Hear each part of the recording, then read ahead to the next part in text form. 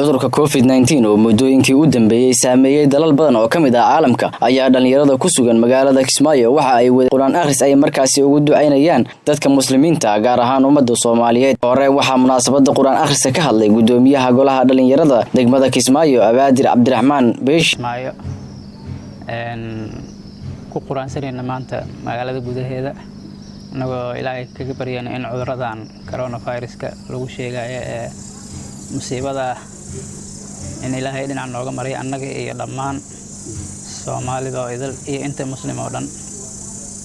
alxamdulillah way noo hergashay maanta waxaan kala golayaan kaliya in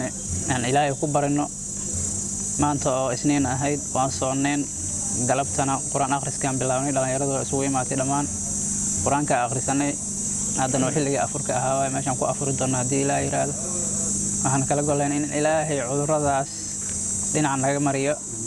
dhammaan annaga iyo Soomaaliya oo idil iyo inta muslim ah in ilaahay dhinac ka mariyo waxa ayagana dhanka kale ka hadlay dhalinyarada quraan akhriska ka waday gudaha magaalada Kismaayo tabaaraka wa taala ka baryayna adoomiisa hadeenaanay cuduradan iyo balaayada la sheegay inuu ilaahay naga qabto inuu ilaahay inasaabo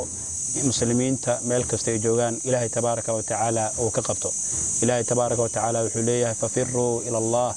ilaahay agtiisa loo carro qofka bini'aadamka maanta haday xanuunsatid ilaahay agtiisa ayaa carro ka rabtaa marka insha Allah taala muslimka waxa laga rabaa meel kasta ay joogan in ilaahay ka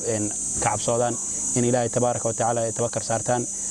xadiis nabi kaleey salaatu wasalaam oo duca ka sugnaatay qofka markuu gurigiisa ka soo baxo wuxuu dhahaa walaalayaal waa xadiis yar ah ama la soo qaadan karo حسبي الله لا إله إلا هو عليه توكلت وهو رب العرش العظيم مركا تضبجر إن آخرستا يا في عن وحكو إيمانا إلهي أو تمجرته مركا إن شاء الله تعالى وحلينا هاي إن أنت مسلمين أو كربيسن كربة الله كقاضو إلهي تبارك وتعالى عذرك هنجا قبته وحمانت أصومنا إلهي هدرتي أصومنا إن القرآن آخر سنة وحوا إلهي أكسد له دبادو وحلا آخريه القرآن الآخريه إلهي تبارك وتعالى ونجا أجيبها إن شاء الله تعالى إلهي الله عرره إلهي هنجا أقبل صونكينا المسلمين إلهي تبارك وتعالى عذرك كقبته أنت مسلم دباتيستن إلهي تبارك وتعالى كقاضو قرآن آخر كان أيها كسو آذي يحل مدوين كي أودن بي وفرق الكوهي عذرك COVID-19 دلال بدن أو كميدا عالم كا أيان لا آذن تلفزيون كعالمي CWTV مقالة كسمايو